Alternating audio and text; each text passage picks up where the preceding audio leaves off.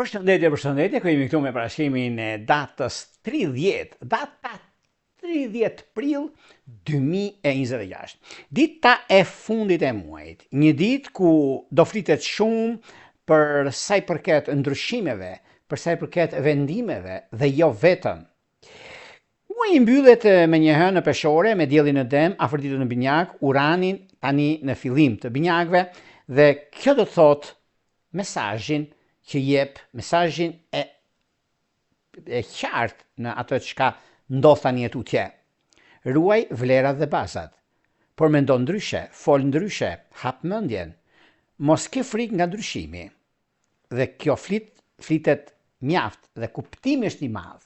Sepse është një ditë për të vlerësuar për muajin që lan pas, për vlerësimin për muajin që po vjen.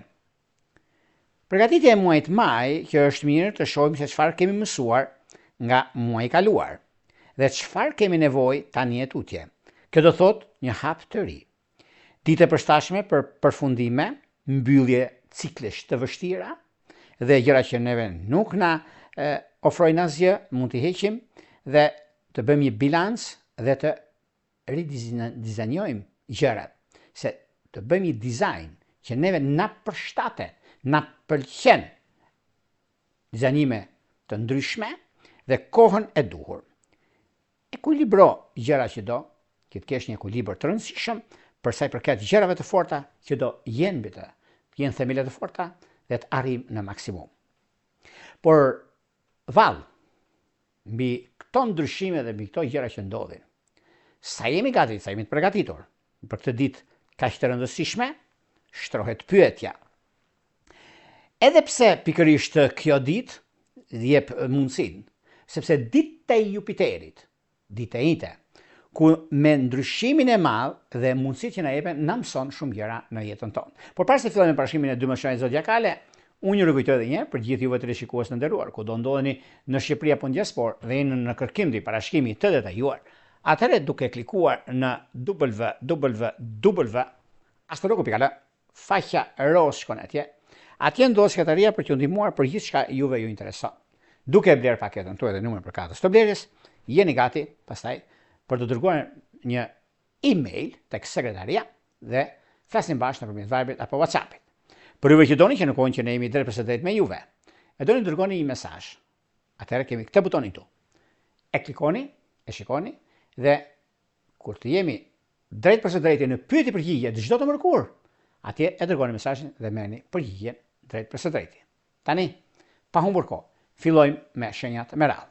Fillojmë me shenjën e parë, që është shenja e dashit.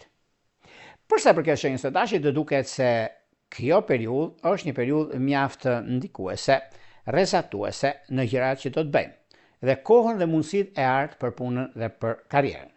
Dashi nga njëra anë zbulon të fshehtat dhe thot të vërtetat.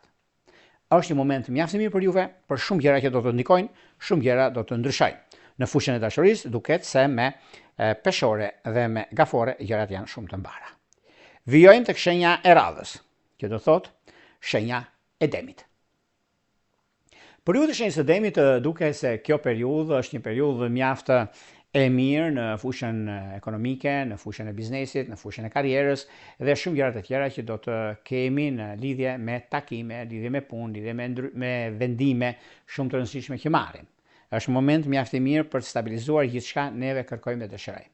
Në çështje shpirtërore, lidhjet që kanë bëjnë me dem dhe me ujor janë të mbara. Vijojmë tek shenja e radhës, që do thotë shenja e binjakëve. Për binjakët duket se tani në këtë periudhë kemi një periudhë që vërtet është shumë ndërlikuese me ndërlikimet dhe punën që ka të bëjnë me mënyrën dhe mundësinë e artë në anën ekonomike, në lidhje me financat, në lidhje me disa gjëra që janë pozitive në një farë mënyre, por disa probleme të vogla që mund keni pasur dikur, por vjen një moment tani, është një moment që kërkon shumë kujdes, kërkon vullnet për ekonominë, për stabilizimin dhe ndryshimet e tjera që do të keni tani tutje. Por në çështje shpirtërore, lidhje që kanë bëjnë me dem të ditës së parë, me ujor të ditës së tretë, keni gjëra fantastike dhe gjëra shumë të mira për vazhdimsinë dhe korrektësinë tuaj në anën e biznesit. Në çështje shpirtërore, lidhje që kanë bëjnë me peshk të ditëshit parë dhe me dash është ideale. Shkojmë tek shenja e radhës. Kjo do thotë shenja e gaforeve. Për gaforet. Meqense gaforet nga njëra anë janë në lidhje me udhëtimet. Në anën tjetër kanë një rritje në detyrë, por nuk janë të gatshëm që të kenë ato që kërkojnë, por duhet të jenë kujdesshëm mos të nxitojnë para se të jenë të sigurt për ato që do të bëjnë. Kemi një gafore që vërtet kjo ditë është ditë shumë e rëndësishme për sa i përket punës së tyre, për sa i përket anës së biznesit, por gjithsesi koha ka treguar që dita e fundit e muajit është dita e fundit të problemeve edhe të mundësive të tjera që do të keni tani e tutje. Në çështje shpirtërore, lidhje që kanë të bëjnë me britsjap dhe me ujor është ideale. Vijojmë tek shenja e radhës, që do thotë luanët. Përsa përket luanëve, meqense luanët tani në këtë periudhë kanë disa mundësi shumë të mira për ekonominë dhe për ndryshimin e tyre, por gjithsesi kjo është një periudhë mjaft e mirë dhe tepër pozitive në vazhdimsi, edhe pse disa probleme të vogla, por janë të zgjidhshme dhe jo problematike. Në çështje shpirtërore, lidhjet që kanë të bëjnë me dëmt të ditëshit parë, me shigjetar, ka diçka shumë të madhe e tepër pozitive. Vijojmë tek shenja e radhës, që do thotë shenja e virgjëreshës. Për virgjëreshat, me virgjëreshat duket se tani kanë mundësinë, kohën, me periudhën që ndodhin fenomenet, por megjithatë kërkon pak kujdes në lidhje me disa kontrata të rëndësishme që mund të keni. Nëse jeni të kujdesshëm, asgjë nuk ndodh, por mirë është që të jeni të vëmendshëm në këto gjëra. Në çështje shpirtërore, lidhjet që kanë të bëjnë me britsjap dhe me binjak janë të mbara. Vijojmë tek shenja e radhës, që do thotë shenja e peshores. Për sa përket peshoreve, meqense peshorët duket se tani për tani janë në gjendje që të përgjigjen çdo lloj kërkese, çdo lloj problemi që ata kanë pasur, por vjen një moment tani që kërkojnë shumë kujdes në ekonomi, kërkojnë shumë kujdes në vazhdimsi të gjërave, të punës, të karrierës edhe të anës tjetër të biznesit. Në çështje shpirtërore, lidhjet që kanë të bëjnë me dëmt të ditëshit parë, me ujor të ditëshit tetë është perfektja, por edhe pse ngadonjëherë keni disa keq kuptime, keq interpretime në këto gjëra. Në çështjet shpirtërore, lidhjet që kanë të bëjnë me gafore dhe me ujor janë të mbara. Vijojmë tek shenja e radhës, që do thotë shenja e akrepëve. Për akrepët, meqense akrepët tani për tani vërtet ndryshojnë shumë gjëra në lidhje me ekonominë, në lidhje me mundësitë e arta që vinë në kohën e dur për biznesin më shumë, sepse lidhet shumë me biznesin dhe me një takim shumë të rëndësishëm, por megjithëse ka disa probleme të vogla që nuk i zgjidhin tani për momentin, por me kalimin e kohës gjërat janë shumë herë më mirë dhe tepër pozitive. Në çështje shpirtërore, lidhjet që kanë bënë me peshk të ditëshit parë, me luan të ditëshit tetë është perfektja. Vijojmë tek shenja e radhës, që do thotë shigjetari. Për shigjetarët, meqense shigjetarët të duket se tani e tutje kanë mundësinë dhe kohën e dur, kanë momentin për zgjidhur gjërat problematike, kanë momentin për të arritur qëllimit edhe periudha që ndodhin fenomenet, por është një mundësi shumë e mirë dhe tepër pozitive për të zgjidhur çështje problematike dhe për të arritur qëllimit në fushën e karrierës dhe të biznesit. Lidhje me biznesin sidomos është një mundësi shumë e mirë e artë në ato çka bëhet dhe ato që ju rregulloni. Në çështje shpirtërore, lidhjet që kanë bënë me luan dhe me dash është ideale. Shkojmë tek shenja e radhës, që do thotë britsjapi.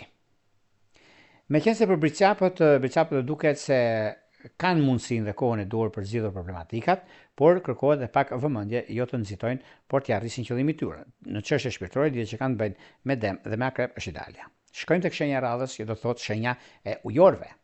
Por ujorët duket se kanë një mundësi shumë të mirë tani në anën e tyre, në lidhje me biznesin, në lidhje me karrierën, por një kujdes të veçantë do të bëjnë nëse ata kanë mundësinë për zgjidhur një problem të vogël që kanë pasur me njëri tjetrin në çështje ortakrie, por këto zgjidhet pikërisht sot, është mirë, është fundi i muajit. Në çështje shpirtërore, lidhjet që kanë bëjnë me shigjetar është ideale. Shkojmë tek shenja e radhës, që do thotë shenja e peshqeve. Për sa përket peshqit duket se kanë mundësinë dhe kohën e dur për të bërë zgjedhjen e dur në anën ekonomike.